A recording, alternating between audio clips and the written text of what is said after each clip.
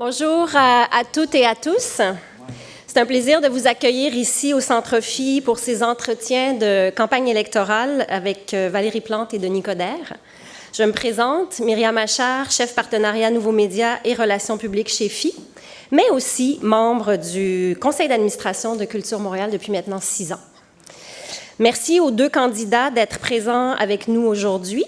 Dans quelques instants, je céderai la parole à Valérie Beaulieu, directrice générale de Culture Montréal, qui mènera les échanges avec les candidats et où, pendant plus d'1 heure, il sera question de culture.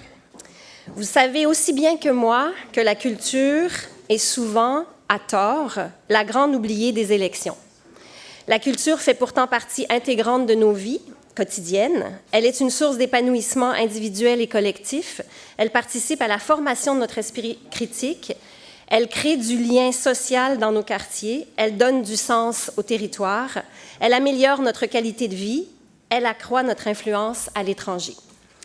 Par-dessus tout, elle nous élève en tant qu'individus et en tant que société. Pour toutes ces raisons, nous devons parler de culture. Nous devons inscrire les arts et la culture au cœur de la relance de Montréal, et c'est ce dont nous parlerons aujourd'hui avec Denis Coderre et Valérie Plante. Je vous invite d'ailleurs à lire la plateforme culturelle de Culture Montréal que vous trouverez en ligne sur la plateforme Agora et sur le site Internet de Culture Montréal. Les enjeux qui ont été dégagés sont multiples et cruciaux à différents niveaux pour le milieu culturel et pour Montréal. Enfin, je tiens à vous remercier. Merci à vous tous et toutes d'être présents cet après-midi au Centre Phi, mais en ligne également. Merci à l'équipe de Culture Montréal pour l'organisation de ces entretiens. Merci à l'équipe du Centre Phi pour l'accueil. Je vous souhaite un excellent événement. Valérie, à toi la parole. Merci beaucoup, Myriam. Bonjour tout le monde. Bonjour tout le monde qui... On est chanceux, on a des gens avec nous au Centre Phi, mais des gens aussi en ligne sur la plateforme Agora. Bienvenue. Myriam nous rappelait à juste titre à quel point c'est essentiel de parler de culture pendant cette élection. Et je pense qu'aujourd'hui, on peut se dire mission accomplie avec les 2 partis qui ont parlé de leur engagement en culture ce matin. Mais je dirais aussi également avec le sondage fait par Léger Marketing, commandé par le Conseil des arts de Montréal, qui est paru ce matin. Les chiffres sont assez exceptionnels. En fait, dans ce sondage, on peut voir que les arts et la culture sont plus que jamais essentiels pour une majorité écrasante de Montréalais et Montréalaises et que la Ville doit en faire une priorité absolue. Avant de vous parler du format de l'événement, du déroulement d'aujourd'hui, j'aimerais revenir sur la fusion qui est arrivée à la fin de la semaine dernière des partis Ralliement pour Montréal et Mouvement pour Montréal. Avec cette fusion, le parti Mouvement pour Montréal remplit maintenant nos critères pour rencontrer le chef. Les critères qui étaient soit de présenter des candidats dans tous les arrondissements et d'obtenir plus de 10% dans les intentions de vote. Donc, vous comprendrez que ce changement de dernière minute ne nous a pas permis d'inviter Mouvement Montréal aujourd'hui. Mais si le chef de Mouvement Montréal, M. Holness, le souhaite, eh bien, nous pourrons enregistrer un entretien au courant de la semaine et le diffuser sur nos plateformes en même temps que les 2 autres entretiens. Vous remarquez qu'aujourd'hui, on parle d'entretien et non pas de débat. En fait, c'est le format qu'on privilégie parce que pour nous, c'est important de prendre le temps d'échanger avec chacun des candidats et de faire ressortir le maximum d'informations sur la vision du développement culturel et les engagements en culture de chacun des partis. Donc, voici comment nous allons procéder. Chaque candidat disposera de 5 minutes au lutrin pour livrer leur vision du développement culturel de la métropole. Ensuite, nous aurons un moment d'échange, environ 35 minutes avec chaque candidat. Denis Coderre pour commencer et puis Valérie Plante après la pause. Nous allons discuter de différents enjeux culturels liés au thème suivant, la relance et l'économie, l'accès à la culture et la vitalité culturelle dans les quartiers, le cœur créatif et le patrimoine et l'aménagement du territoire. Je mènerai les échanges et les questions et je poserai les questions que je vais poser vont être inspirées des questions que vous nous avez soumises. D'ailleurs, je veux juste dire que, vu le peu de temps dont on dispose, sachez que ça a été très déchirant de choisir parmi vos questions, toutes très pertinentes. Donc, ne nous en voulez pas si on n'aborde pas toutes les questions, on manque de temps. Mais donc, maintenant, place aux idées. J'inviterai M. Denis Coderre, chef d'Ensemble Montréal, ancien maire de Montréal et candidat à la mairie de Montréal, à venir nous adresser quelques mots au lutrin pour commencer.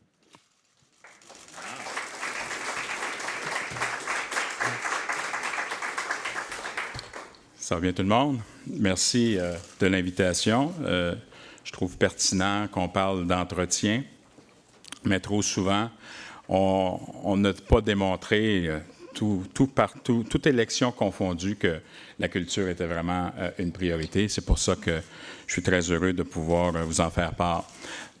Prochaine campagne électorale, c'est pas compliqué, ça va être basé sur le bilan du mandat présent. Et puis, fort du bilan que j'avais eu à l'époque, avec une équipe formidable, j'ai voulu donc, fort aussi du livre que j'ai écrit, c'est Retrouver Montréal, vous avez un chapitre complet au niveau de la culture. Vous avez déjà une vision là-dessus. We've got credential, comme on dit. C'est Félix Leclerc qui disait qu'une pomme, c'est une fleur qui a connu l'amour. Alors, c'est ma relation avec la culture. Je dois vous avouer que c'est pour moi un instrument de survie, d'inspiration, de tout moment. Et puis, il faut arrêter de dire qu'on est une métropole culturelle. Il faut le démontrer. Donc, c'est de se donner les outils, les coups des franges pour qu'on puisse le faire.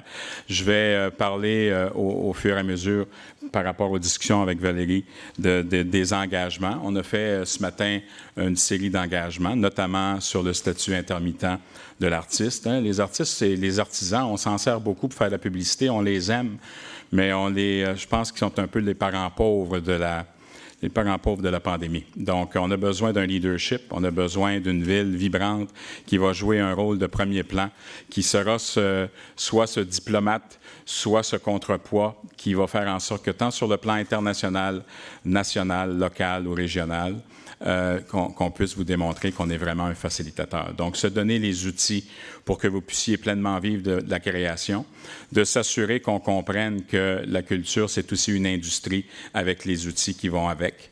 Et puis, fort de ce que j'ai fait avec notre équipe dans le premier mandat, de la bibliothèque à la protection du patrimoine jusqu'à tout ce qui s'appelle événementiel et tout ce qui aidait à faire la promotion de la culture, non seulement dans un contexte d'attractivité, mais aussi dans un contexte de promotion. Je pense que ça va être un entretien qui va être assez exceptionnel. Je vais vous faire aussi un petit scoop en temps et lieu lorsqu'on parlera des Autochtones. Vous savez que j'ai quand même une affection profonde et une sensibilité certaine sur la question autochtone, tant sur le plan culturel que sur le plan conditions de vie. On va mettre les pendules à l'heure, mais on va surtout proposer quelque chose d'intéressant, à mon avis, qui va justement démontrer que la réconciliation, ça doit être concret également. Alors, je veux vous remercier. Je pense qu'on va garder plus de temps pour répondre. Il n'y a pas de problème de budget. À l'époque, on avait donné jusqu'à 2 millions de dollars. Vous voulez avoir de l'argent? Bon, on va s'assurer qu'il y en ait pour avoir les moyens de nos ambitions. Mais on a tellement dépensé dans les 4 dernières années qu'on va commencer par regarder ce qu'il y a de disponible. Mais pour nous, la culture, c'est une priorité.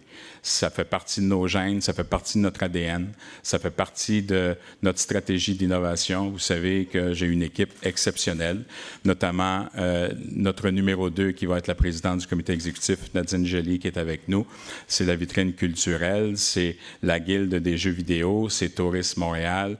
Elle respire, transpire la culture et puis elle est pour moi une source d'inspiration et ça donne le ton au niveau de l'esprit de notre administration future.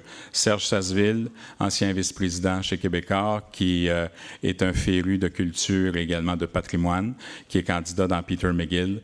Donc, c'est aussi le centre-ville. Vous avez quelqu'un d'une très grande sensibilité qui peut jouer un rôle de premier plan et qui sera notre futur responsable de la culture et du patrimoine dans une administration Coderre-Gély. J'ai ma bonne amie également, Chantal Rossi, qui est candidate, qui est conseillère de ville à Montréal-Nord, qui était ma conseillère associée à l'époque en culture et qui a joué un rôle de premier plan, notamment au niveau des bibliothèques. Mais la culture, c'est pas juste le centre-ville, c'est aussi la périphérie. Et si on veut démocratiser la culture, on doit s'assurer qu'il y ait également la culture locale. Je vous parlerai en termes d'infrastructure, mais je vous parlerai en termes d'événementiel et de stratégie qui nous amènent justement à s'assurer que la ville, c'est pas juste quelques arrondissements, c'est l'ensemble du territoire. Alors, il me reste 10 secondes. Bon entretien. Merci. Merci, M. Coderre. Prenez place. On va aborder tout de suite l'entretien avec la première thématique qui est la relance et l'économie. On sait que la relance culturelle est bien sûr une question qui préoccupe grandement le milieu culturel compte tenu des immenses difficultés qui ont été vécues depuis mars 2020. On sait aussi que le prochain mandat, les prochaines 4 années, vont être consacrés d'une certaine façon à une relance de Montréal, mais relance aussi du secteur culturel. Donc, j'ai envie de commencer avec les festivals. Et en particulier, les festivals qui présentent des volets d'événements gratuits. Vous savez que ces événements ont un impact significatif à la fois sur le plan social, économique, touristique.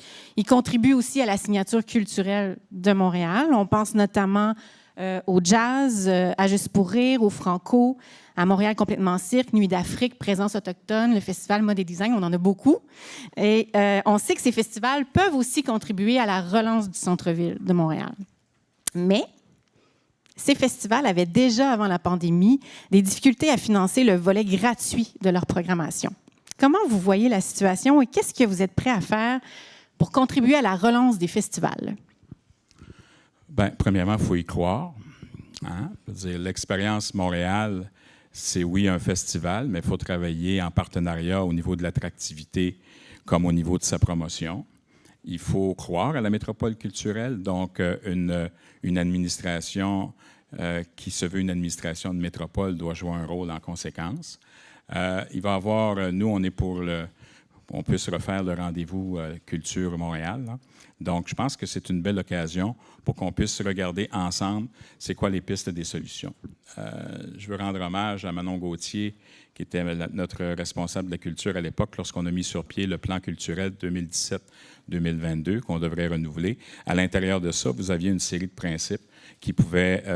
on n'a pas besoin toujours de réinventer puis de penser que le monde est venu, a vu le jour après 2017. Là. Il y a eu quelque chose avant. Là. Et puis, vous avez... on juge une maison à son solage. Fait qu'il y a un solage qui est très solide. Mais on doit... s'assurer qu'on traite la culture comme si c'était une industrie également. Deuxièmement, le statut de métropole nous donne maintenant une capacité compensatoire et subventionnaire qui nous permet de diversifier notre budget. Hein? On a 76 % de revenus, que c'est des taxes foncières. On a annoncé, Nadine, ce matin, de nouvelles façons de financer la culture, notamment en taxant les grands panneaux publicitaires. Si on fait comme à Toronto, on peut ramasser jusqu'à 10 millions de dollars. Donc, de trouver des sources de revenus pour la culture. Moi, je crois aux fonds dédiés. Alors, qu'on fasse des fonds dédiés pour la culture. On a besoin des festivals, on a besoin d'un nouveau partenariat, je dirais, milieu des affaires, un peu comme le mécénat art-affaires.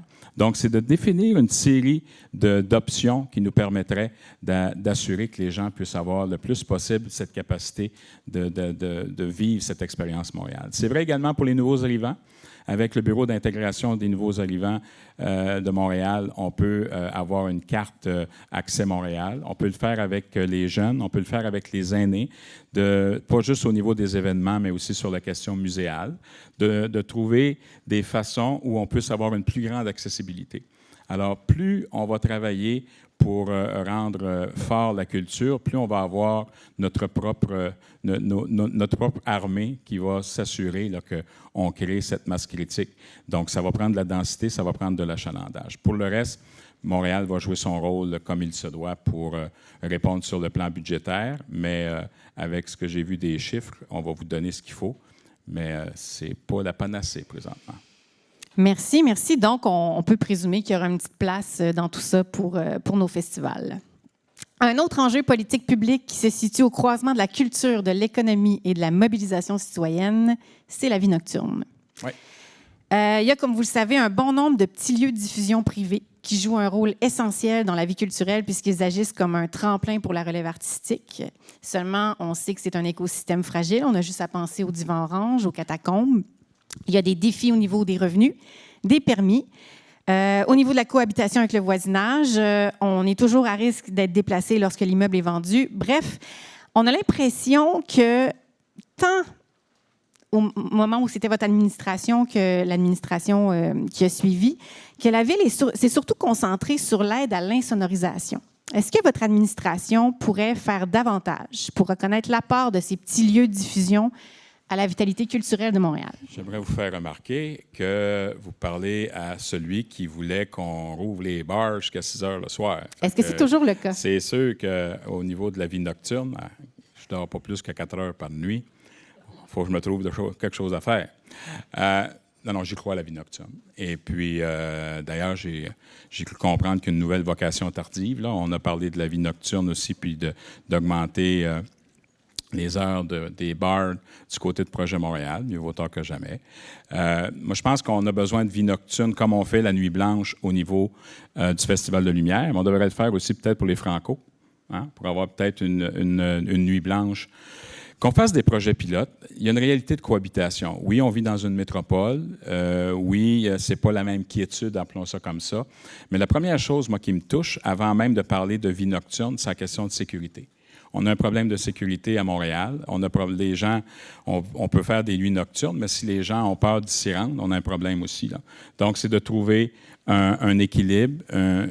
C'est dans la politique du vivre ensemble que j'ai toujours parlé, c'est-à-dire un équilibre entre l'ouverture et la vigilance. On a besoin d'outils de vigilance.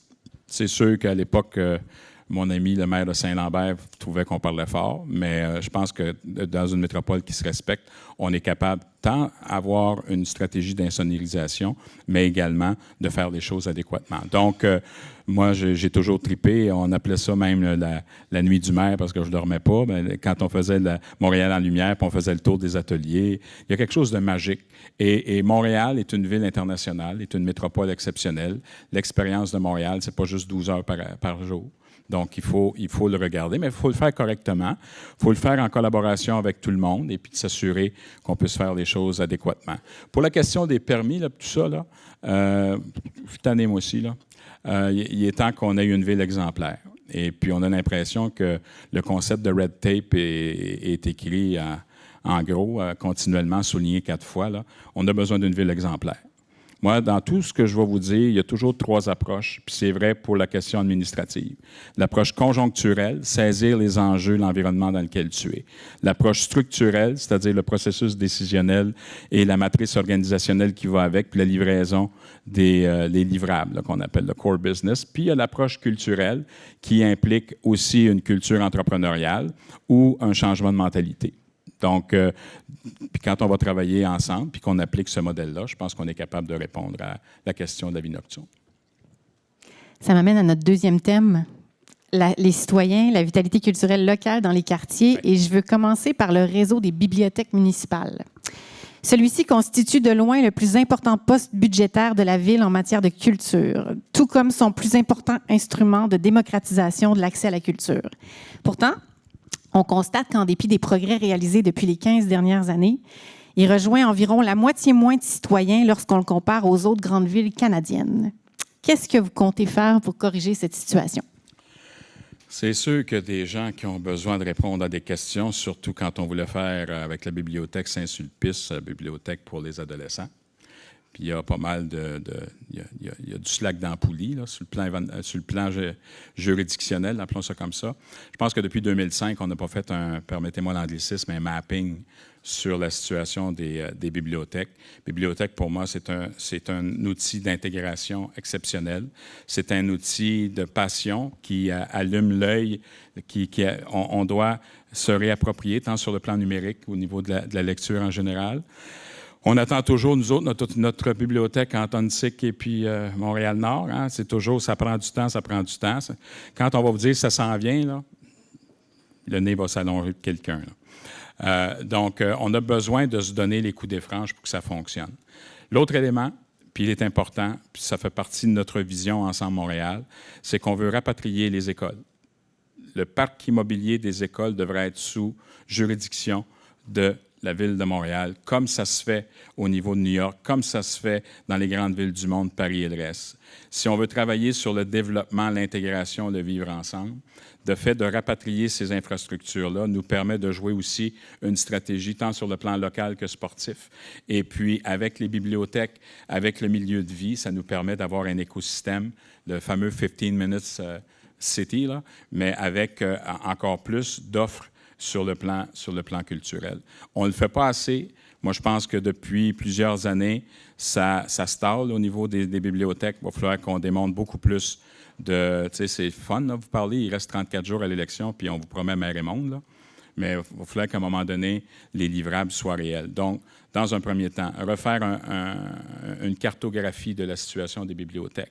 Deuxièmement, faire des suivis annuels sur où est-ce qu'on est rendu sur certains dossiers. Troisièmement, dans tout ce qui va toucher de toute façon la fonction publique et notre administration, c'est d'avoir des capacités d'imputabilité. Si tu es en charge de quelque chose, il faut que tu le démontres, puis on veut savoir, puis ça, il faut que ça soit public.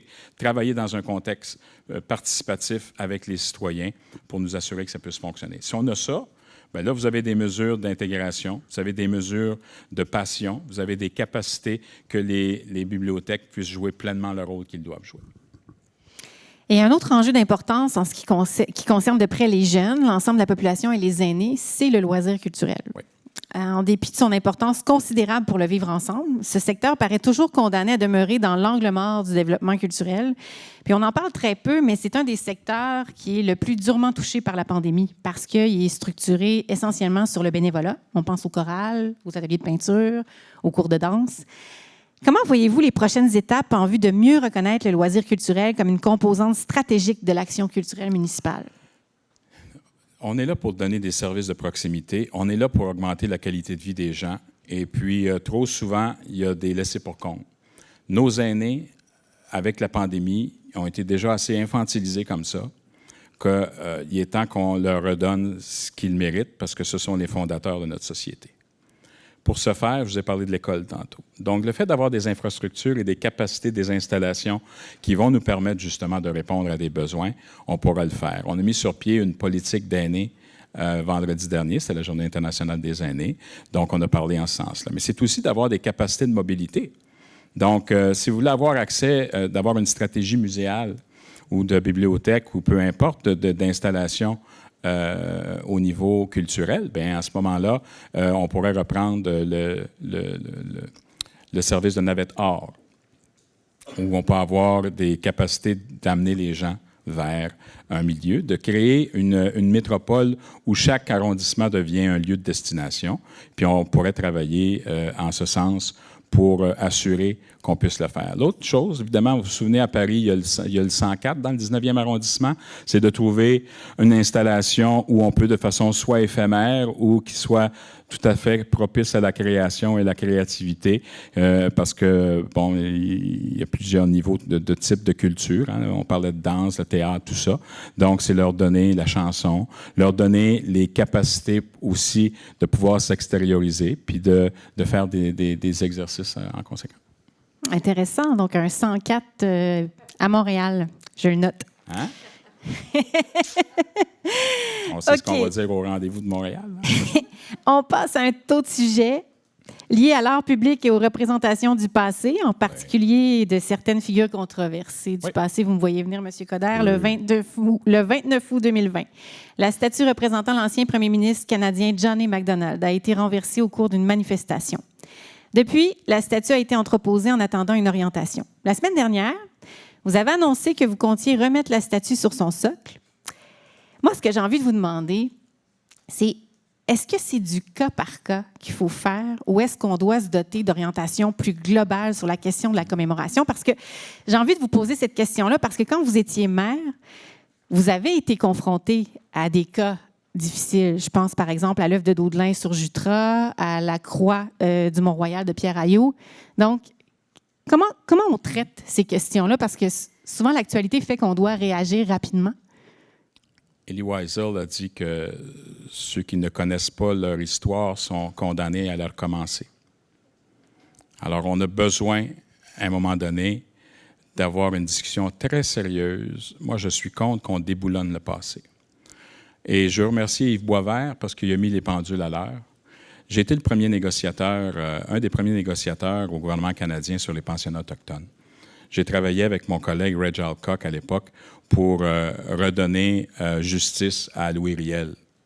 Je ne suis pas un amant, puis en plus, McDonald était bleu. Je ne suis pas un amant de John A. Macdonald. Mais je pense qu'on doit redéfinir et se redonner des outils en conséquence. Donc, on a essayé de dire, bon, CODER, c'est la réconciliation. Il y a eu une petite curve là, d'un journaliste. Là. J'ai répondu, puis c'est un de ses propres collègues qui a remis les pendules à l'heure. Mais on avait mis sur pied à l'époque une grande politique sur la réconciliation. C'est quand même notre administration qui a changé la toponymie d'Amherst. Ça s'est fait par la suite. On a un nouveau drapeau avec le pain blanc, signe de la Grande Paix de 1701. Donc, pas trop de leçons à recevoir de ce côté-là. La question est non seulement légitime, elle est importante, Valérie.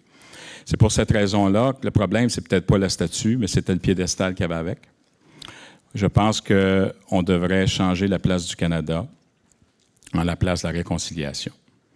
Et tout en respectant, parce qu'il y a un monument pour les anciens combattants, c'est peut-être d'en faire un centre de réflexion où on pourra en même temps avoir une statue de Louis Riel, puis je pense que dans ce coin-là, il y avait un ancien cimetière des Premières Nations. Donc, tout ça dans un sens de respect.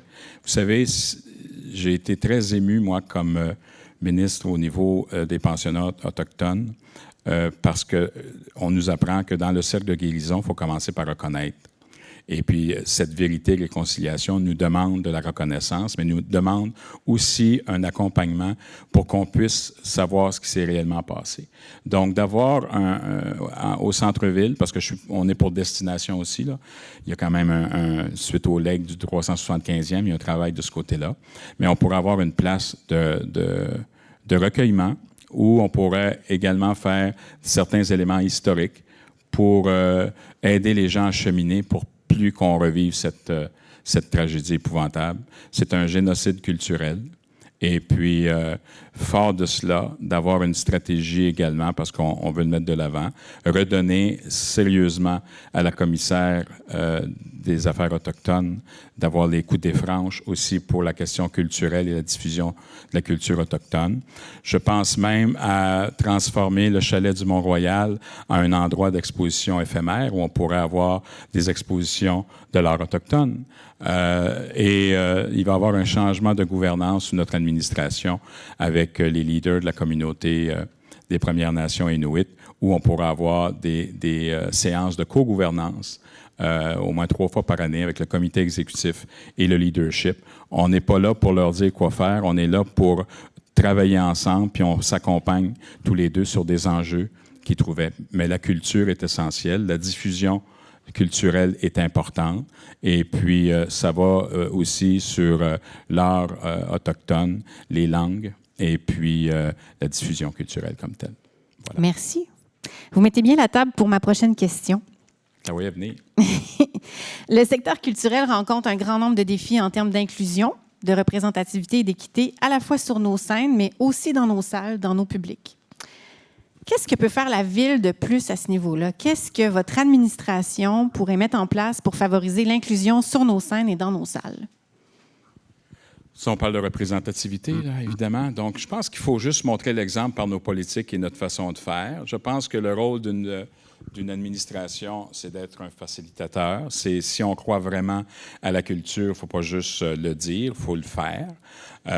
Donc, on a parlé de festivals. On parle de conditions de vie même des créateurs.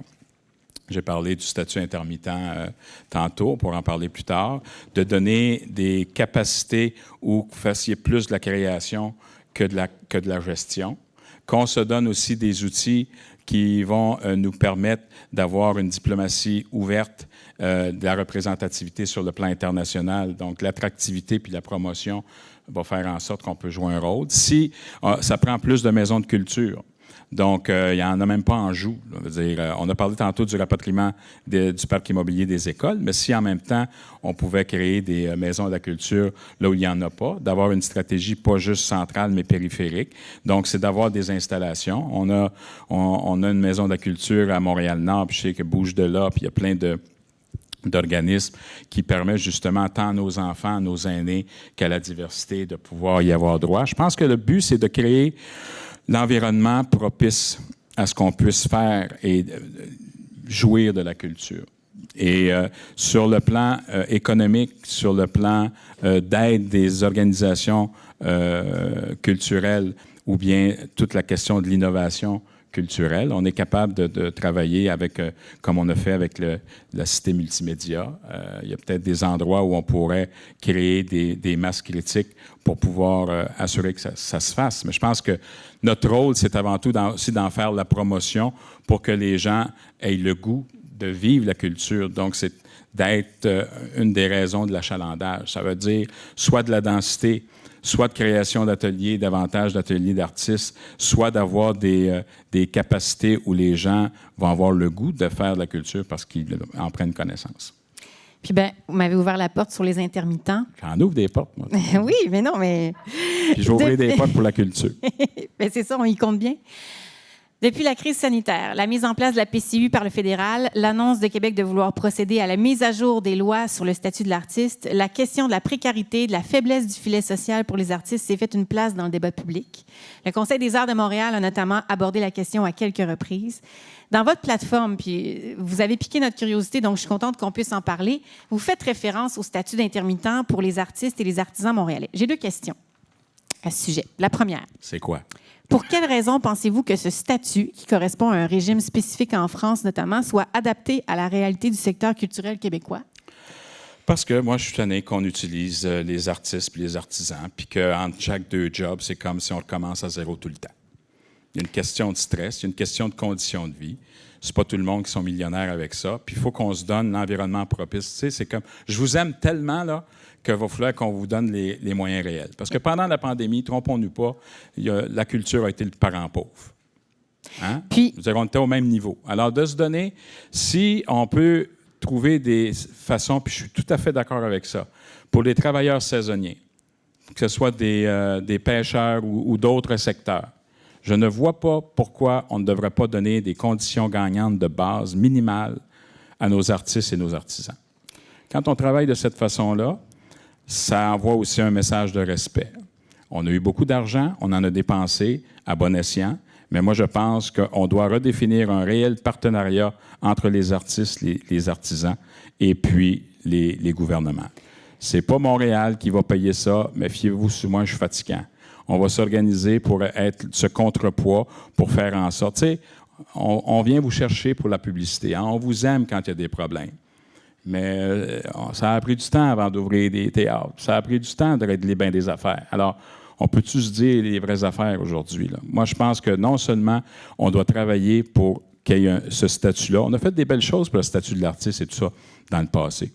Tout le monde y croit à la culture, mais moi, je pense qu'on est rendu que si c'est vraiment une industrie, on doit les respecter tout autant. Donc, autant les artistes, les artisans, autant de s'assurer que vous puissiez vivre de votre création, puis qu'on vous enlève le plus de stress possible pour qu'ils puissent avoir un partenariat avec la ville, pour que, par exemple, on s'occupe de gestion immobilière, puis que vous travaillez au niveau de la création. De créer des Fab Labs, puis d'utiliser l'innovation pour qu'on puisse redéfinir les secteurs et consolider ce qu'on a déjà. Parce qu'avec tout ce qui se passe présentement, tout est compétitif. La productivité va passer avant tout par la créativité. Alors, si on est capable de travailler en ce sens-là, on connaît un peu Ottawa, on connaît un peu le système, alors on peut travailler ensemble pour que ça se fasse réellement. Donc, dans le fond, si je comprends bien, votre engagement, parce que ce n'est pas la prérogative de la Ville, c'est de faire pression ou de soutenir le projet d'intermittent du spectacle auprès de Québec et d'Ottawa. Si j'ai appris, en tout cas, ce que je pense, les gens connaissent mon amour pour la métropole, mais moi, je ne suis pas un juridictionnel, là. À l'époque, si on avait décidé qu'on était juste des créatures des provinces, là, hein? Moi, là, je pense que les pères de la Confédération, ils ont manqué de temps, puis vous l'allez au 5 à 7, là, ils ont manqué de redéfinir réellement c'est quoi une ville. Là. Dans les 20 prochaines années, les amis, 70 % de la population va se retrouver dans les villes. Les cités sont venues au monde avant les nations. Si on n'avait rien fait, là, on n'aurait pas eu de statut de métropole, il n'y aurait pas eu d'autonomie municipale, puis il n'y aurait pas eu de statut de la capitale. Alors, pour moi, là, c'est pas juste dire je vais prendre un rendez-vous puis je vais envoyer une lettre. Là. On va s'organiser pour qu'il y ait un statut intermittent de nos créateurs, des artistes et des artisans. On l'a fait avec Régis et puis avec les autres maires des villes. On est capable d'avoir une stratégie avec la Fédération des maires canadiens. On est dans un phénomène de métropolisation. Regardez ce qui s'est fait à Lyon, à Paris puis les autres endroits. C'est clair que la culture, c'est le ciment d'un peuple. Et si on n'est pas capable de respecter nos artistes et nos artisans, c'est pas une question de juridiction, c'est une question de travailler puis de s'assurer qu'on puisse y arriver. Alors, pour moi, là, c'est pas juste de dire je vais être dans la salle d'attente puis je vais faire aller le drapeau, là. On va s'organiser pour se faire comme on a décidé à l'époque de se donner un statut de métropole. Puis, parlant d'artistes, on a reçu, en fait, le plus de questions qu'on a reçues étaient vraiment à propos de la pérennité des ateliers d'artistes. Oui. En fait, c'est vraiment une réelle préoccupation. Au cours des 4 dernières années, il est devenu manifeste que la fiscalité municipale est maintenant un facteur qui plombe significativement la situation des ateliers d'artistes. De plus, dans un marché immobilier toujours en effervescence, cette situation ne peut que devenir de plus en plus critique. Puisque la loi le lui permet, est-ce que votre administration a l'intention d'appliquer, notamment aux ateliers d'artistes, une fiscalité préférentielle? Merci, Nadine. Oui, il va y avoir... Nadine Joly, mesdames et messieurs. Là, je parle à la future présidente du comité exécutif. Là, on fait déjà des deals. La réponse est oui. Je crois à la fiscalité stratégique et modulaire. On l'avait annoncé la semaine dernière pour les restaurateurs et les hôteliers. On va le faire également pour le milieu culturel. Je comprends qu'il y a 25 millions supplémentaires pour les ateliers d'artistes qui a été annoncé par Québec. On va s'assurer que ça se fasse. On va commencer par conserver ce qu'on a déjà, puis on va travailler pour en bâtir d'autres. L'autre élément, c'est la question immobilière. C'est pour cette raison que j'ai parti à l'intérieur de mon livre le débat sur la densité. Parce que, étant donné qu'il y a moins de terrain, la seule façon d'assurer qu'il puisse y avoir aussi une réalité par rapport au coût, c'est la question de la densité. Fait qu'on va travailler en ce sens-là. L'autre élément, autant pour ceux qui ont des revenus fixes, puis il y a des options par rapport à la valeur, là. On est capable, un peu comme on fait à Toronto et à Vancouver, de se dire si les gens sont obligés de partir parce qu'il y a une augmentation des taxes, à ce moment-là, on pourrait organiser que la différence à payer soit mise de côté et que les gens à revenus fixes puissent demeurer dans leur secteur et que lorsqu'on vend la maison, par exemple, qu'on se repaye avec la différence que l'on doit.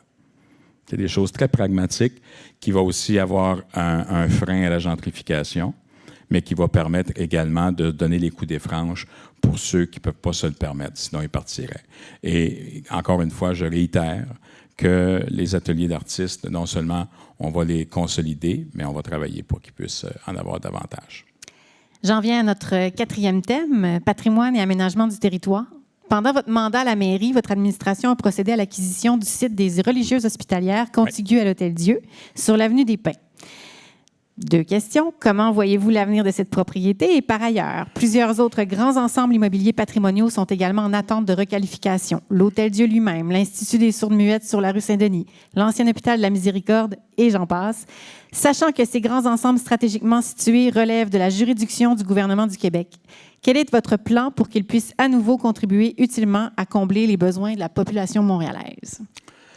On va vous faire un devoir. On va vous envoyer la loi sur le statut de métropole.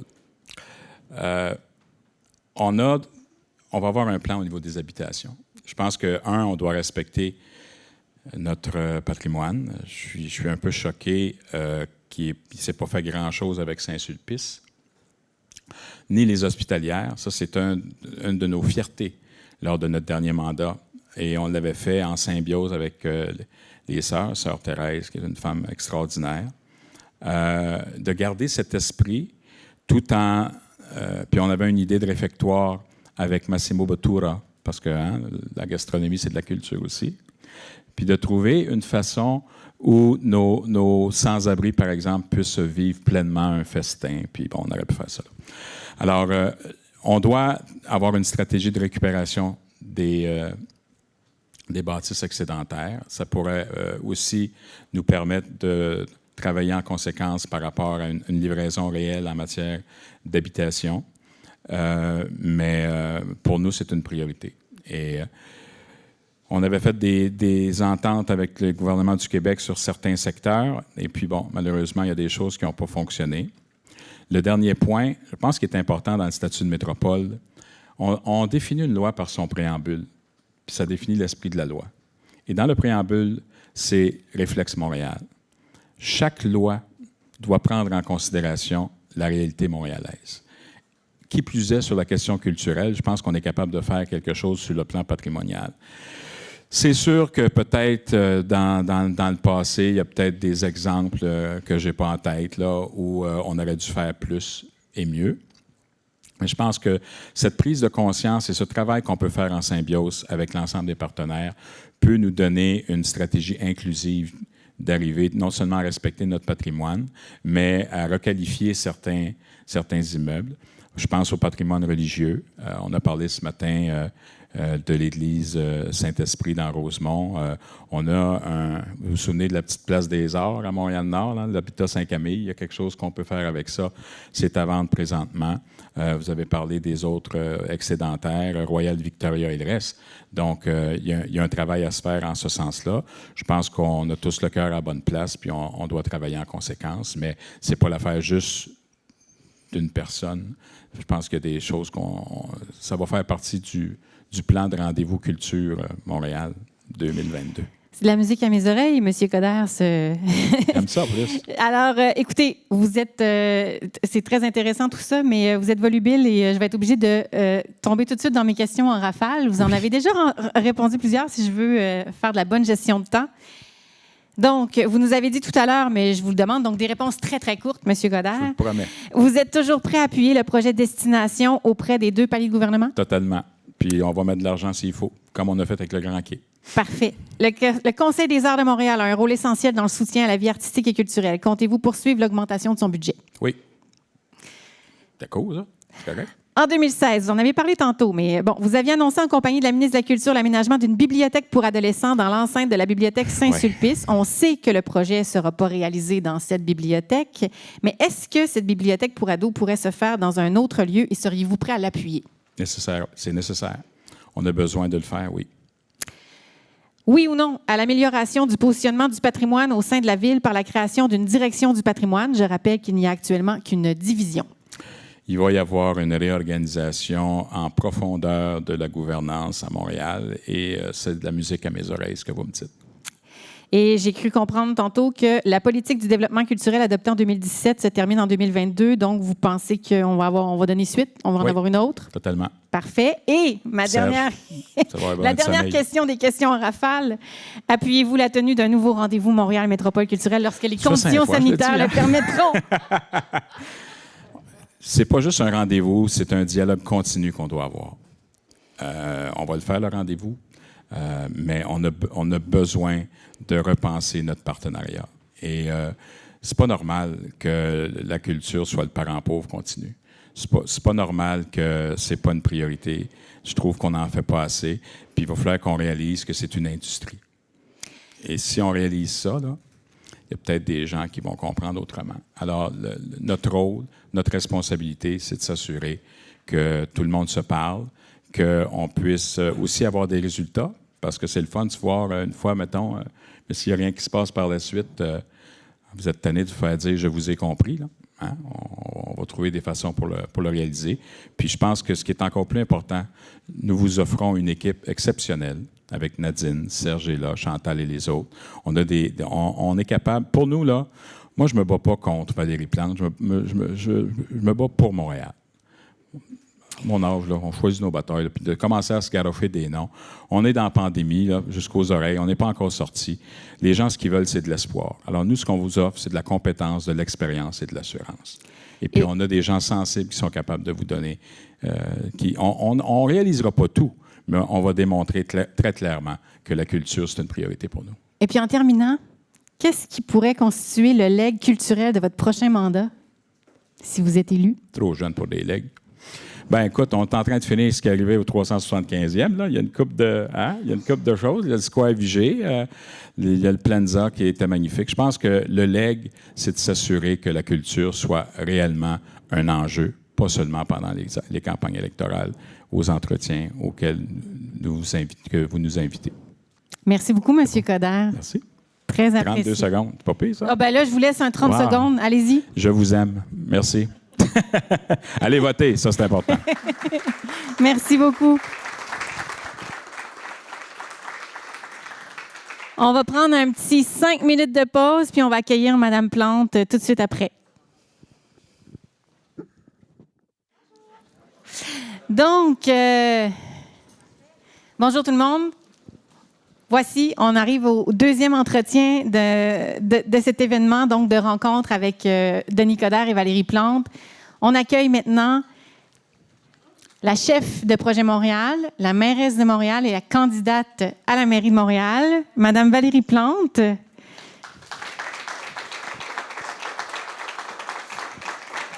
Oui, alors un petit 5 minutes au lutrin et puis après ça, on va se parler.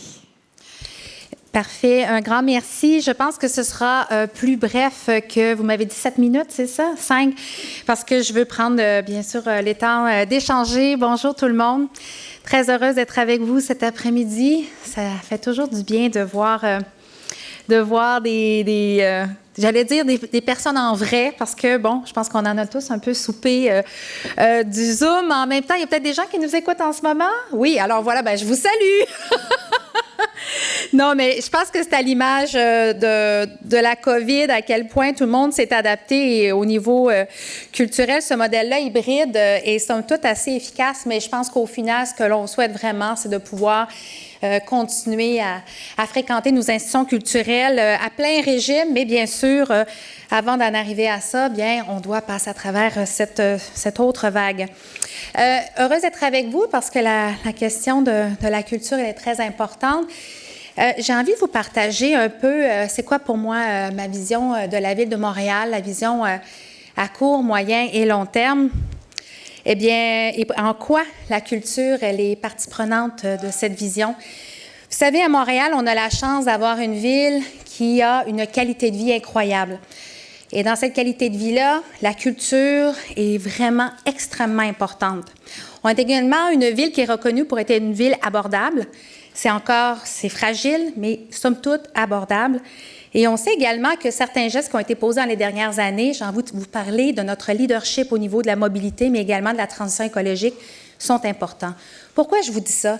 C'est que toutes les villes à travers le monde, toutes les grandes métropoles sont en compétition pour aller attirer des talents, de la main-d'œuvre, des investissements, parce que la rareté de main-d'œuvre, c'est réel. Et une des raisons pour lesquelles les étudiants vont choisir de venir s'installer à Montréal, une des raisons pour lesquelles les investisseurs vont choisir de venir s'installer leur compagnie à Montréal, pourquoi les touristes viennent à Montréal, c'est à cause de la qualité de vie, ce que je viens de vous nommer. Et la scène culturelle, elle est extrêmement importante. Elle est à la base même, j'ai envie de vous dire, du bouillonnement, du dynamisme de Montréal, parce que la culture traverse les cultures, les langues. C'est une façon de communiquer avec les mots, mais également avec le cœur, et on en est très fiers. Alors, c'est dans cet esprit-là qu'on a décidé, notre administration, de faire de la culture un des piliers de la relance économique qu'on veut verte et inclusive. Et quand on parle de la culture, c'est tellement large, évidemment. On pense à des petits lieux de diffusion comme des plus grands, des petits théâtres et de grandes institutions également. On pense au cinéma indépendant, mais également, j'ai envie de vous dire, dans notre grand musée à ciel ouvert via l'art public et les murales. C'est extrêmement varié. Et donc, ce dynamisme culturel, eh bien, souvent, on a l'impression qu'il n'est pas considéré à sa juste valeur.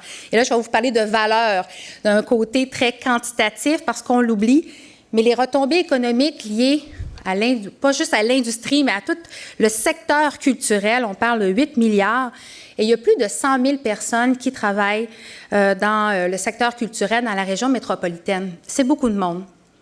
Mais laissez-moi vous dire qu'au-delà du quantitatif, le milieu culturel, il contribue à faire de nos quartiers, parce que pour moi, Montréal, c'est avant tout des quartiers qui font la force de Montréal. C'est ça, sa définition. Et dans les quartiers, quand on sait qu'il y a des ateliers pour artistes, quand on sait qu'il y a un théâtre, ce matin, j'étais aux Écuries, quand on sait qu'il y a une compagnie de danse, quand on sait qu'il y a des lieux de diffusion des cinémas indépendants comme le cinéma Beaubien, ça vient ratisser les liens. C'est ça la culture pour moi. C'est l'importance de la médiation culturelle via tout le secteur culturel, les artistes, les artisans, les travailleurs, travailleuses de l'ombre, tous ceux qui font qu'on peut rayonner. Ceci étant dit, on ne va pas se le cacher, avec la COVID, ça a été difficile.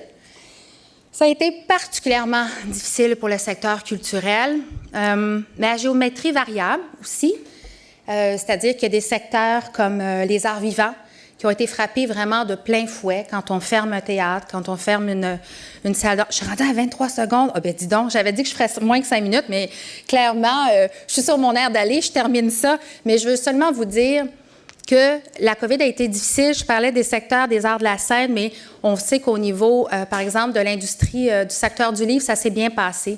Et j'ai envie de vous dire que la façon dont on a voulu accompagner le secteur culturel pendant la COVID, avec bienveillance, en laissant personne derrière, c'est justement en allant avec des solutions pas mur à mur, parce que c'est pas ça le secteur culturel. C'est très large, c'est diversifié, puis il faut trouver des solutions qui correspondent aux besoins.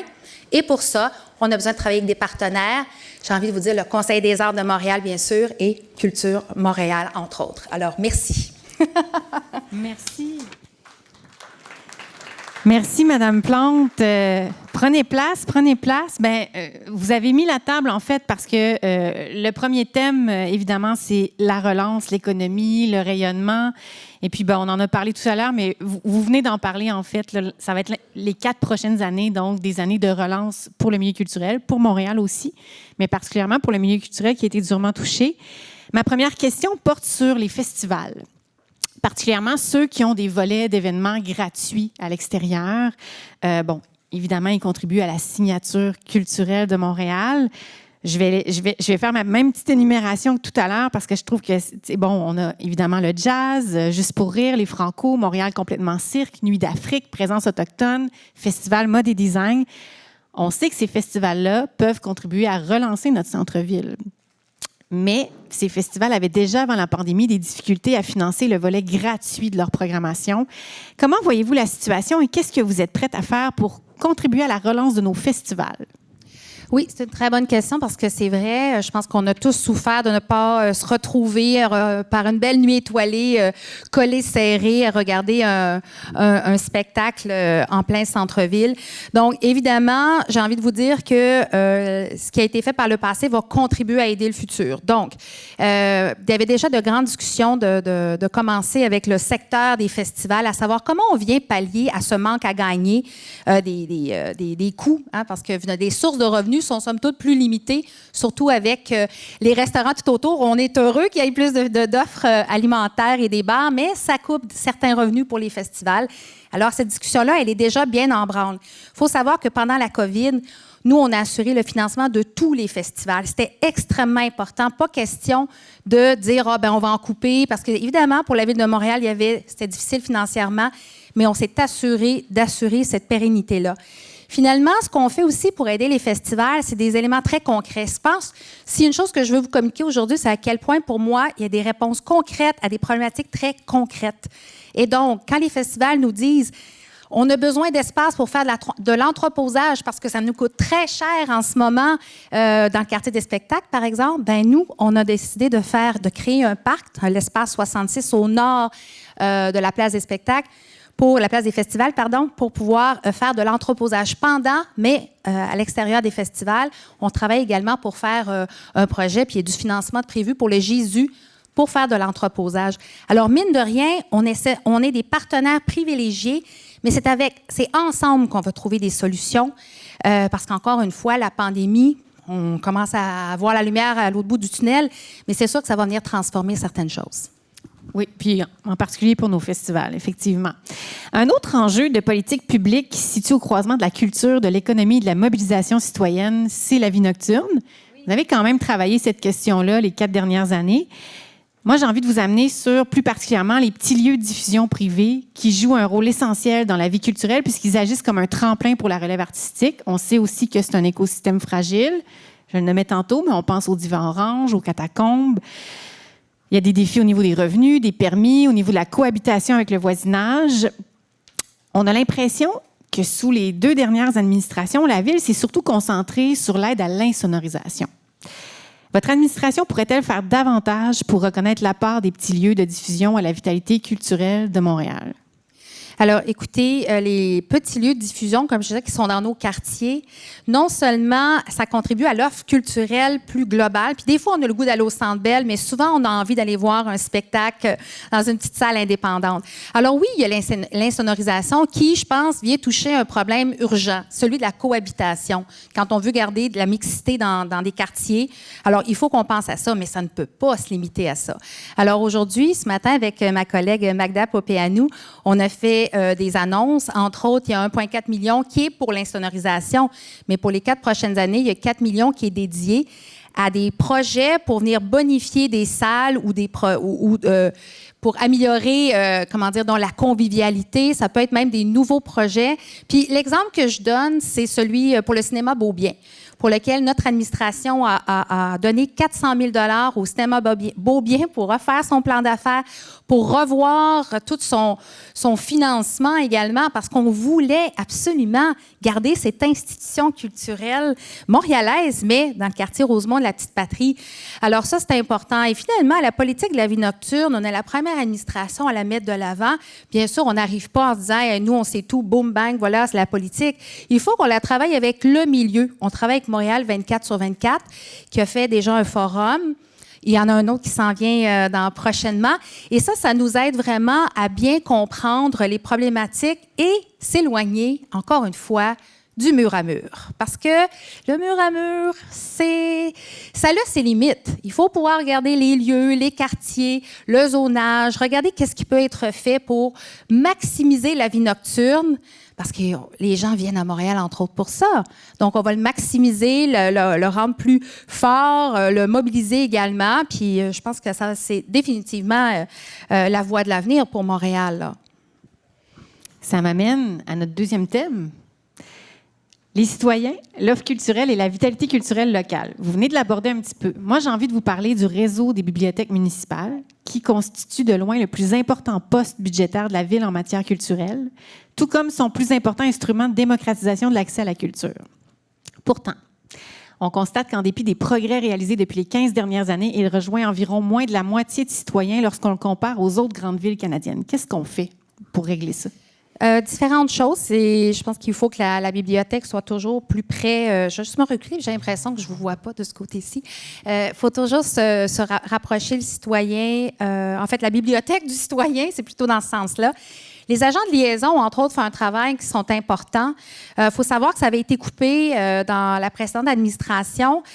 Puis pendant cette année, il y en a pas cette année, mais pendant le mandat, on a fait une évaluation. Puis ce qu'on souhaite, c'est vraiment les ramener dans certains coins, en tout cas particuliers, où on sent que la médiation culturelle.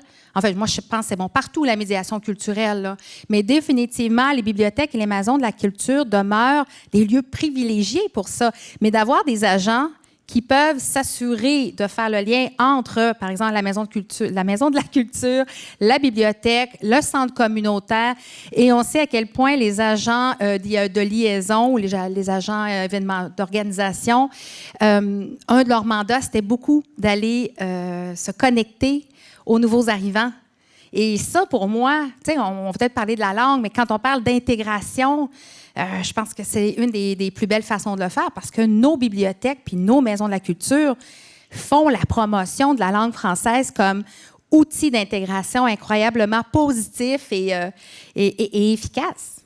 Puis, on en comptait, je pense, il y a 4 ans, on en comptait 4 agents de liaison sur tout le réseau bibliothèque. Donc, vous seriez prêt à multiplier, disons, ce chiffre-là?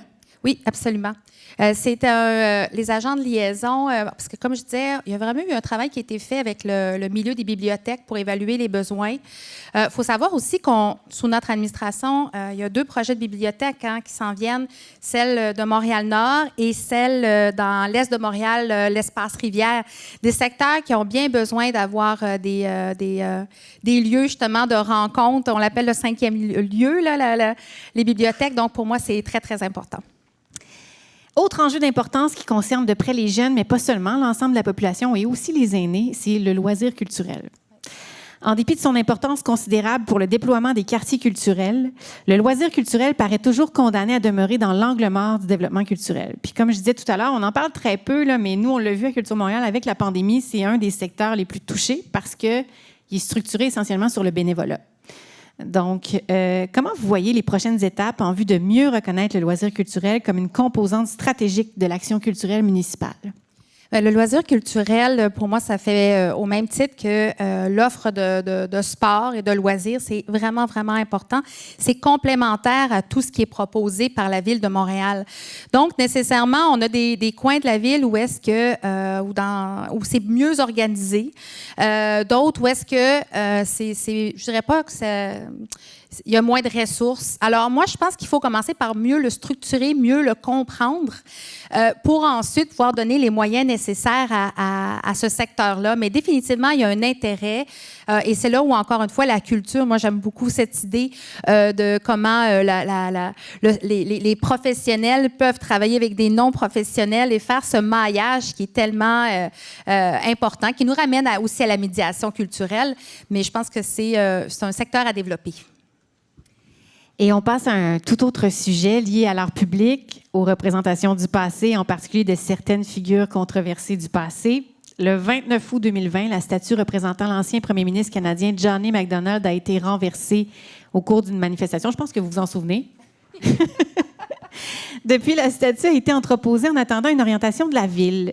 J'ai envie de vous demander comment vous entrevoyez la suite des choses, puis pour ce cas-là, mais aussi plus largement, pour d'autres contestations à venir, parce que, bon, il risque d'en avoir d'autres. Oui, et puis il y en a eu d'autres avant aussi. Hein. Il y a eu la Reine Victoria devant l'Université McGill. On se rappellera aussi la rue Adadegen, qui était la rue Amherst, qui était très contestée. Je vais vous dire l'approche que j'ai dans ce domaine-là. Je pense qu'il faut faire attention de ne pas trouver des solutions pour les autres. Ça, c'est très important. Quand on parle, je pense que je vais prendre Johnny MacDonald plus spécifiquement parce que dans le cadre de la journée sur la vérité et la réconciliation, vous savez, il y a un principe fondamental quand on parle de réconciliation et c'est de consulter et de travailler. S'il y a une chose que les Autochtones souhaitent éviter, c'est qu'on leur trouve une solution et qu'on décide pour eux. Alors, pour moi, ça, c'est très, très important. Et pour sortir un peu de cette solution à la pièce, que ce soit pour McDonald's, que ce soit pour d'autres éléments, pour moi, ce qu'il faut, c'est un cadre de reconnaissance qui sort également le politique de tout ça. C'est vraiment le chemin à suivre. Un cadre de reconnaissance, ça permet de décider avec des experts, des gens qui ont un détachement aussi par rapport à ça, parce que c'est très émotif et on le comprend très, très bien. Alors, il faut qu'on puisse établir, si on la garde, tel statut, par exemple, on la garde pourquoi, comment et ça sera quoi le contexte? Si on l'enlève, qu'est-ce qu'on fait? Pour quelles raisons et quel sera le contexte?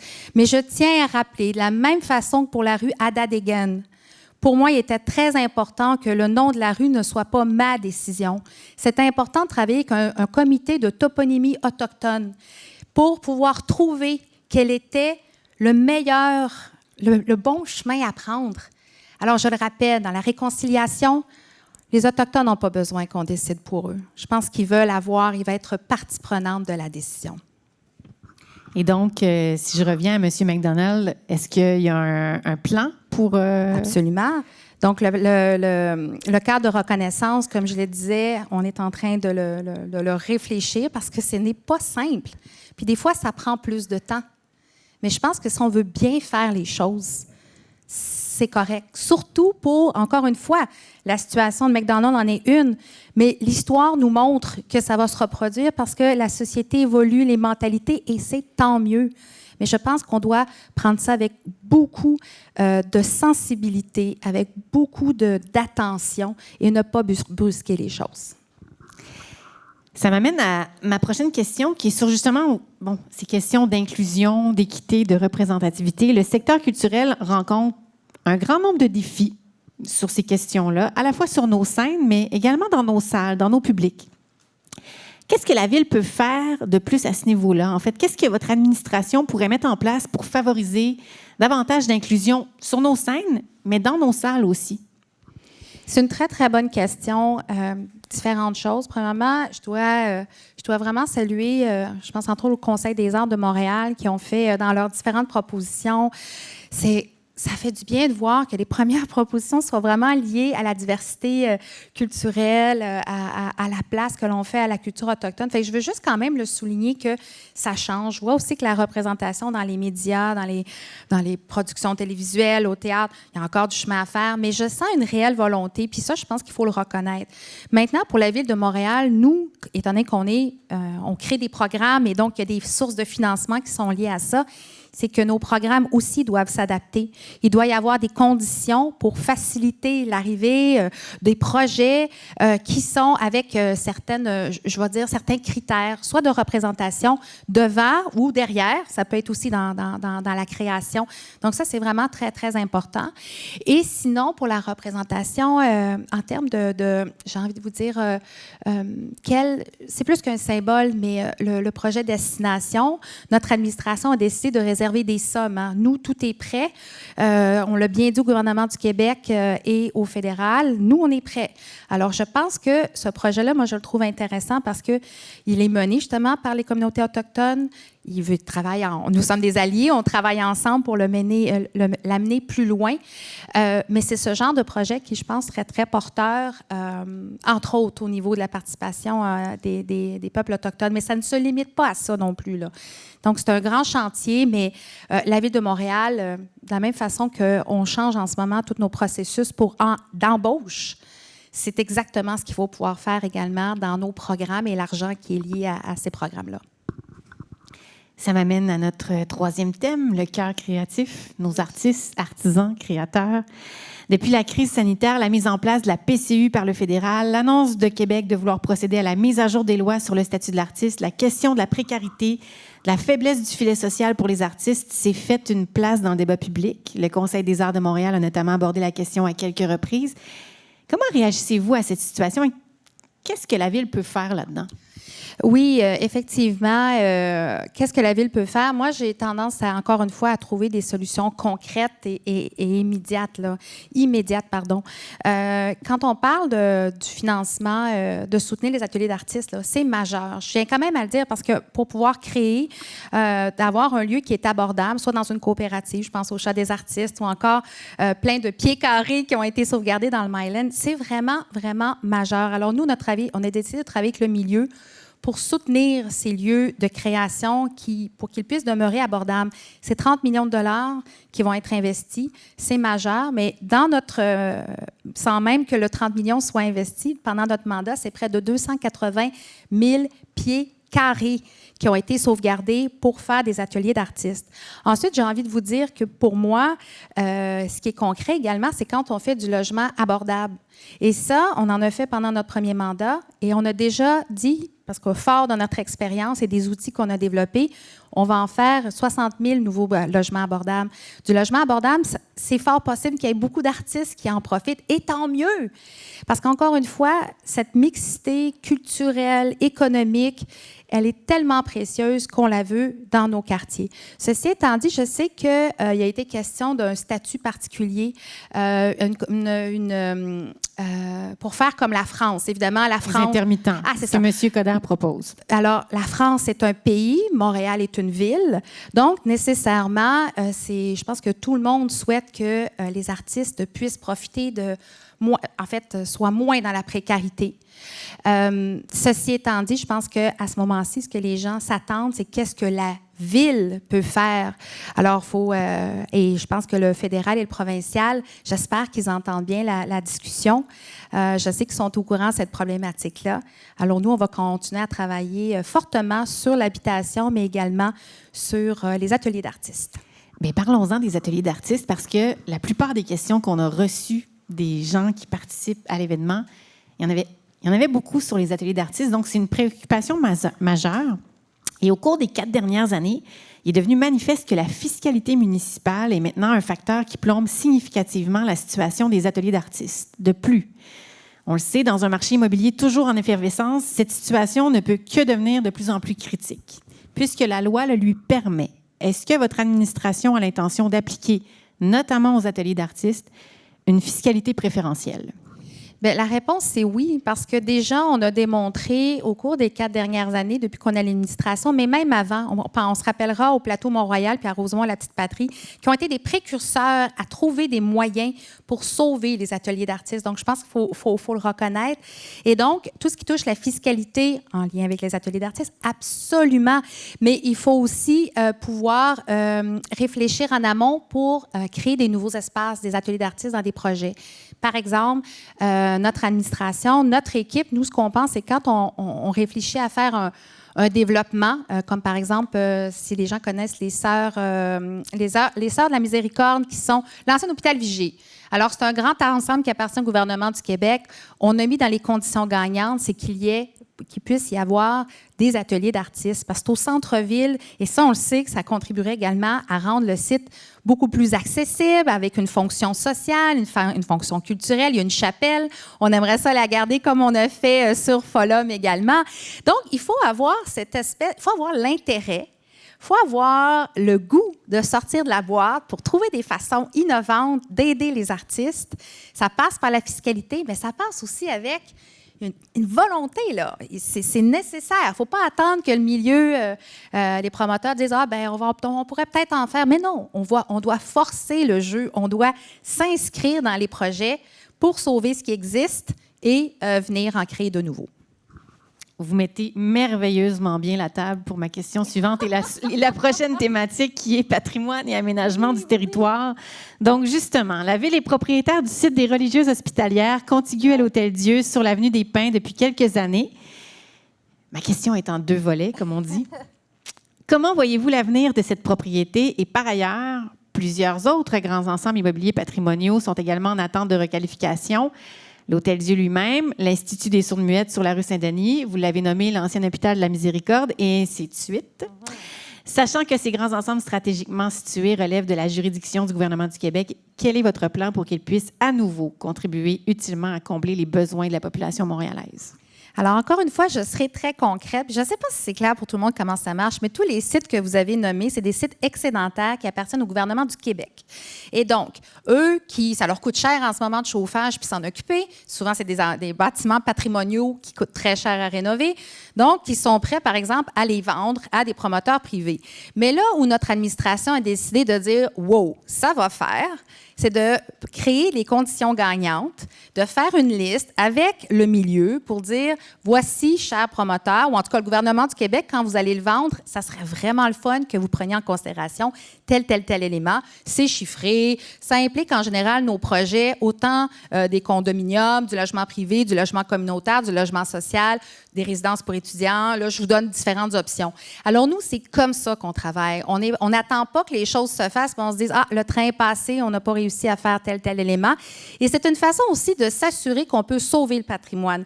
Dans le cas des 3 endroits que vous avez nommés, l'Hôtel-Dieu, incroyable, le Sourds et Muettes, c'est magnifique, là aussi, il y a une chapelle. Même chose pour les Sœurs de la Miséricorde. Le potentiel est énorme. Donc, moi, je considère que comme administration, comme RS, comme équipe, c'est mon devoir de me mêler de ces dossiers-là pour mettre les conditions pour qu'on sauve et le patrimoine, mais qu'on emmène une fonction sociale et culturelle dans tous les projets, parce qu'au final, c'est ça que les gens souhaitent. Ces projets-là sont souvent bien installés dans des milieux. Alors, si on veut contribuer à ce milieu-là, bien, il faut pouvoir leur donner une plus-value. Alors, c'est que j'ai envie de vous répondre pour cet élément-là. Et puis, c'est tout, je pense. Ça répondait-tu? Il manque un petit bout. Je trouve ça intéressant. Ben, d'abord, c'est ça. Il y avait la question des religieuses hospitalières, là, plus clairement, parce qu'il y avait eu une annonce, justement, qui était... Oui. On a annoncé qu'il y aurait un usage transitoire. Oui, c'est ça. C'est ça qui me manquait. Là. Après le transitoire, qu'est-ce qui va arriver? Bien, c'est ça. Vous avez versé, c'est le bout qui manquait. L'usage transitoire, c'est souvent une bonne façon d'amener les différents partenaires à voir les possibilités. Et ça nous permet aussi de faire une évaluation, d'occuper les lieux, parce qu'un bâtiment qui est pas utilisé, c'est le pire. On aime mieux des gens qui l'utilisent éventuellement. Alors, les usages transitoires, on en a fait là. On l'a fait avec le Cube aussi. Vous vous rappelez, l'église Sainte-Brigide, ça aussi, ça s'est réglé sous notre administration. Belle église, le théâtre, le Cube. Alors, on l'a fait du transitoire et là, on a passé à l'autre étape. On va de l'avant. Mais une chance qui était occupée parce que je pense que si on n'avait pas eu le Cube, entre autres dans Sainte-Brigide, Sainte-Brigitte, ben l'édifice se serait dégradé. Puis je ne sais pas, ils ont été tenaces, puis je ne sais pas jusqu'à quel point peut-être les gouvernements n'auraient pas dit, bon, on va vous en faire peut-être un nouveau à la place, ou un nouveau théâtre, alors que c'est important que le Cube reste à Sainte-Brigitte avec un CPE, des locaux communautaires. C'est un projet absolument fabuleux. C'est dans le centre-sud. Puis souvent, ce qu'on entend quand on parle au milieu, en fait, à différents milieux avec ces projets-là, c'est le manque de, comment je dirais ça, de transparence ou de concertation. C'est-à-dire que les gens nous disent, bien, on ne sait pas ce qui va se passer, on essaie d'être en amont, nous, on a un projet, on ne sait pas s'il peut être là, on n'a pas d'informations, on essaie d'avoir de l'information du côté de Québec, on ne sait pas à qui parler. Oui, je comprends. Est-ce qu'il y aurait moyen de travailler sur, je ne sais pas si c'est de la concertation que ça prendrait pour essayer d'avoir une vue globale, macro, sur ces inventaires-là, puis d'essayer de... C'est compliqué, hein? C'est pas simple. C'est pas simple, mais la question est vraiment bonne parce que ce sont souvent de grands ensembles qui sont plusieurs lots. Et donc, tant et aussi longtemps qu'ils appartiennent au gouvernement du Québec, nous, on travaille avec des partenaires. Je vais prendre, par exemple, les sourds et muettes. On travaille avec l'ITHQ. On veut faire des logements étudiants. On veut faire différents morceaux. Mais tant et aussi longtemps que le gouvernement du Québec n'a pas pris comme notre liste, puis que là, il s'en va en appel d'offres, c'est très difficile pour nous de nous engager avec des partenaires parce que le bout du bâton, le gros bout du bâton, ça demeure le gouvernement du Québec. Mais je pense que sur certains projets, c'est vrai que l'Hôtel-Dieu, ça en est un qui est très... les gens sont tellement attachés, ils ont milité tellement fort, mais je les comprends pour dire, on veut que ça reste à la communauté. Après ça, nous, on est toujours ceux qui devons dire, bien, en même temps, si on veut que ça soit viable, moi, je pense qu'il faut de la mixité. Puis de la mixité, ça veut dire aussi du logement privé.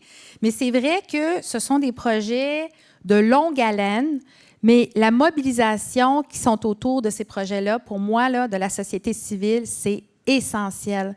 Moi, ça m'aide, en tout cas, comme mairesse, à pouvoir arriver avec une liste devant le gouvernement et de dire c'est ça que les gens veulent. C'est pas moi, là. C'est les gens qui veulent ça. Donc, cette concertation-là, je pense que ce qui est difficile, c'est l'attente.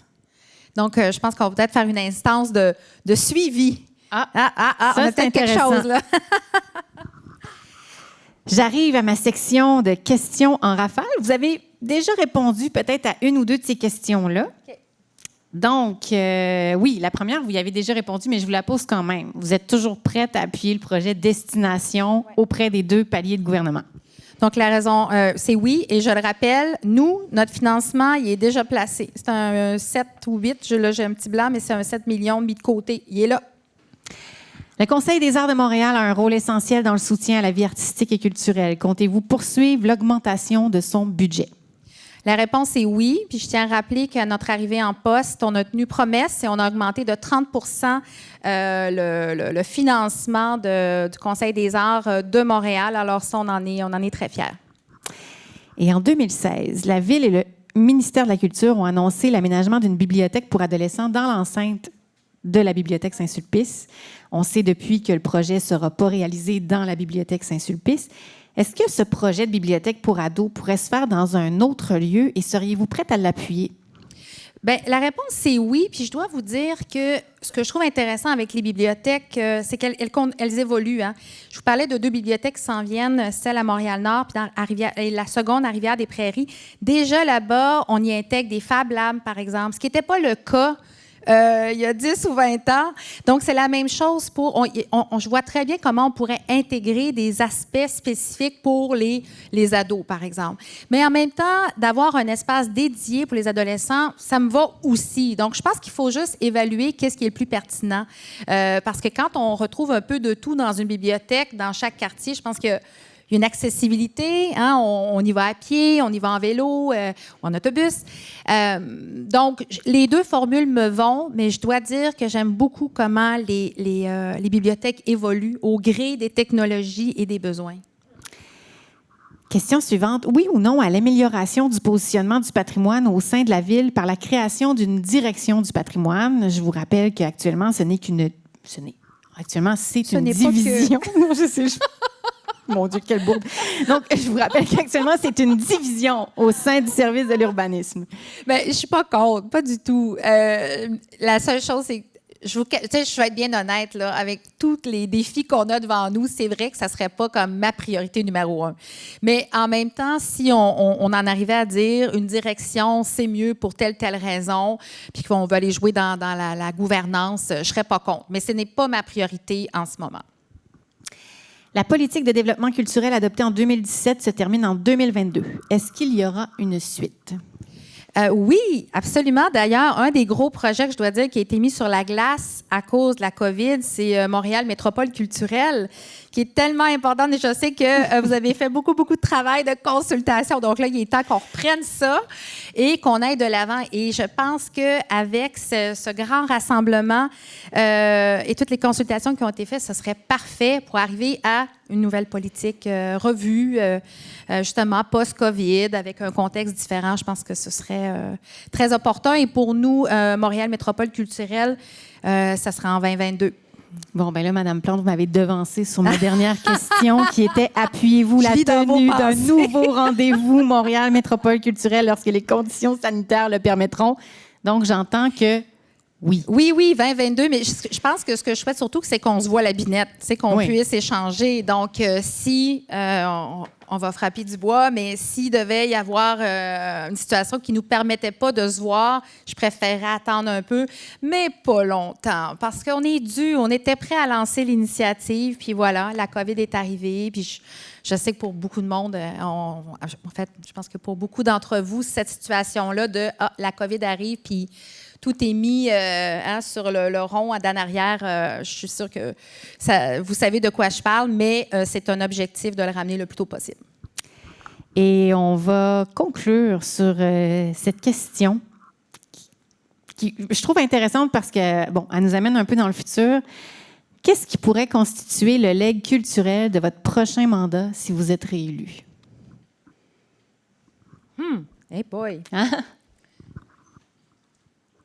Hey, c'est difficile, ça! Juste un! 2, mettons. Bien, vous le savez, je suis particulièrement, comme je disais, je suis très attachée au lieu de création. On a eu un objectif ambitieux, mais là, le 30 millions, pour moi, là, qu'on a réussi à réserver à travers le gouvernement du Québec, il faut que ça se matérialise, mais dans tous les quartiers. Parce que des artistes qui travaillent dans leur quartier, comme je disais, pour moi, c'est essentiel. Des lieux de création.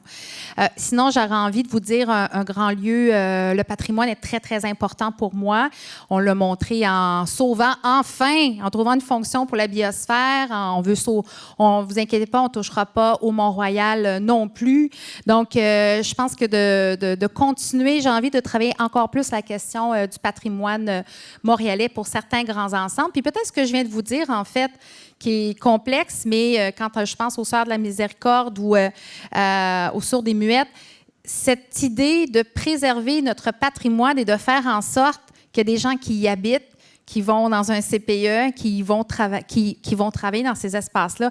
Pour moi, là, c'est la plus belle façon d'honorer notre patrimoine, c'est que de le remettre en valeur avec des fonctions multiples puis qui répondent aux besoins de la population. Madame Plante, il vous reste 3 minutes 8.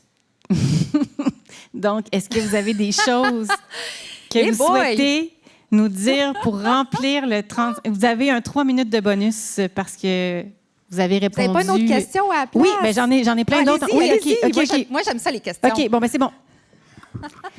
Au cours des toutes dernières années, il s'est formé un consensus solide autour de la nécessité d'accorder priorité au développement et à la mise en valeur de l'Est de Montréal. Absolument.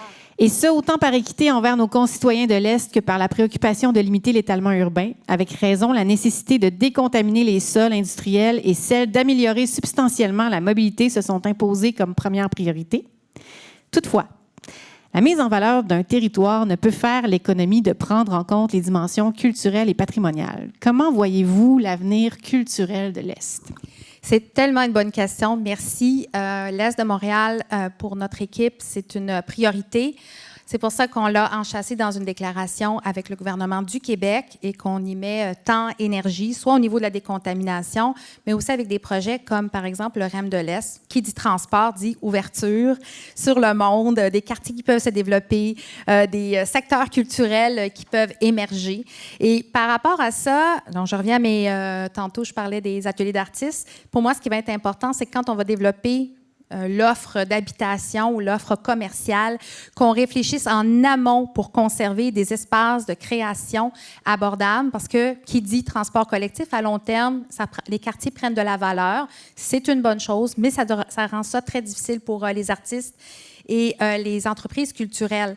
Alors, nécessairement, il faut avoir cette planification-là en amont. Ça tombe bien parce que c'est pas mal notre expertise dans notre équipe de s'impliquer en amont pour créer ces lieux-là. J'aimerais ça aussi vous dire que j'y vois une incroyable opportunité. Puis là, je vais mettre un thème que je n'avais pas parlé jusqu'à maintenant, mais de verdir et de profiter de l'art public. Un sujet qui me tient extrêmement à cœur. J'adore l'art public à Montréal, que ce soit via des murales ou des œuvres qui sont disposées à différents endroits ou des expositions temporaires. Notre équipe prévoit de faire un grand parc de l'Est à l'image du grand parc de l'Ouest. Et ce qui va être intéressant, c'est des corridors verts qui relient, par exemple, la rivière des Prairies au fleuve Saint-Laurent. On va pouvoir y marcher, faire du vélo, se déplacer facilement, explorer.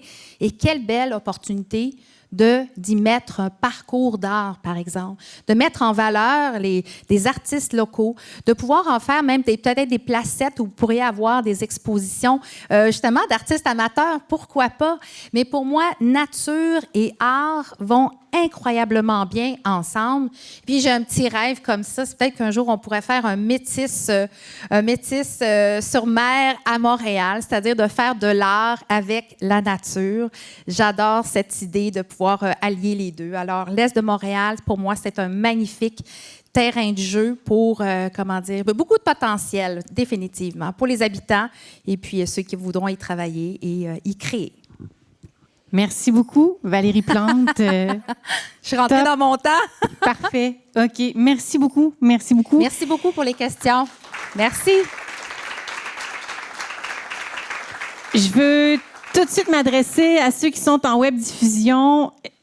C'est pas fini. Vous pouvez rester sur la plateforme, continuer de réseauter ensemble, aller consulter la plateforme de recommandation en culture de Culture Montréal. Vous pouvez la consulter là. Donc, vous pouvez rester sur la plateforme le temps que vous voulez. Si vous voulez passer l'après-midi, vous êtes bienvenus. J'aimerais donc remercier évidemment nos deux candidats des partis qui sont venus aujourd'hui. Merci le Centre Phi pour l'accueil. J'aimerais remercier Atypique Lab pour la plateforme Agora. J'espère que vous appréciez cette plateforme-là. Nous, on a beaucoup aimé travailler avec Atypique Lab, qui est une entreprise montréalaise qui a conçu cette plateforme-là en pleine pandémie. Merci à Massy Forget-Langlois, Relations publiques, pour le soutien. Merci aux membres du conseil d'administration et à l'équipe de Culture Montréal. Et surtout, merci à vous, chers membres, chers participants, à ceux qui se sont déplacés aujourd'hui, ceux qui sont sur la plateforme. Puis je vous rappelle qu'en plus de notre plateforme culturelle, cette année encore, on donne la parole aux candidats et aux candidates des mairies d'arrondissement. On trouve ça vraiment important de connaître et de faire rayonner leur vision du développement culturel sur leur territoire. Vous savez que les maires d'arrondissement ont beaucoup de leviers en culture, donc c'est important d'entendre ce qu'ils ont à dire. On les a invités à répondre à un questionnaire portant sur la réalité actuelle de leur arrondissement et sur les enjeux des prochaines années. On va publier les réponses reçues sur le site Internet de Culture Montréal ce mercredi, 6 octobre, et on va diffuser bien sûr les contenus dans nos différentes plateformes au courant des prochaines semaines. Donc, je vous invite à regarder ça de très près. Et maintenant, je vais demander aux gens qui sont avec nous dans la salle de sortir. On va faire la place pour les 2 conférences de presse qu'on aura avec les candidats. Voilà. Merci beaucoup tout le monde.